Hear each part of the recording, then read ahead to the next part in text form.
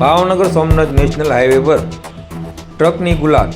આજરોજ તારીખ 9/1/2025ના રોજ જાણવા મળતી માહિતી અનુસાર વાત કરીએ તો ભાવનગર સોમનાથ નેશનલ હાઈવે પર તળાજા નજીક આવેલ શેત્રુંજીના પુલ પાસેથી ટ્રકે ગુલાટ ખાધી. ટ્રકની ગુલાટ થતાં ટ્રક શેત્રુંજી નદીમાં ખાબક્યો હતો અને આ અકસ્માતને લઈને ટ્રકને ભારે નુકસાન થયું હતું.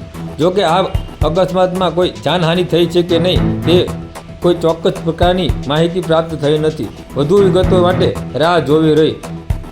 આ અકસ્માતની જાણ થતાં પોલીસ કાફલો ઘટના સ્થળે પહોંચી ગયો હતો અને ટ્રાફિક ક્લિયર કરાવ્યું હતું.